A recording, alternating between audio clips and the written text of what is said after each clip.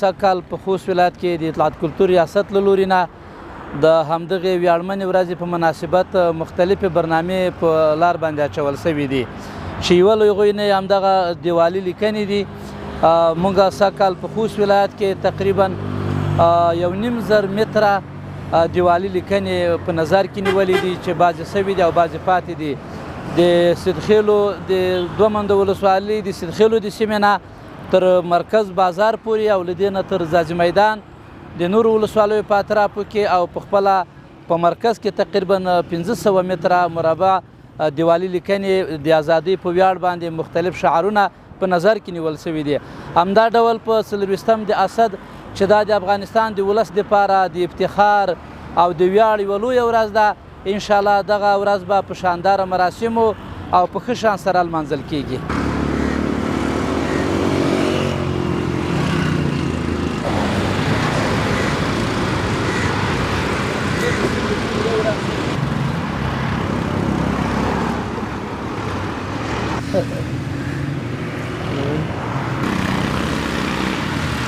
د اسد 24مه چې ده دغه ورځ د ګوتو په شمار ورځې پاتې دي. انشاءالله د خوا په پرتله یې فرق هم دغه دی چې د دولت او عامو خلکو ترمنځ وټن کم شوی دی. هغه فضا چې ده هغه ډېره سره نږدې شوې ده.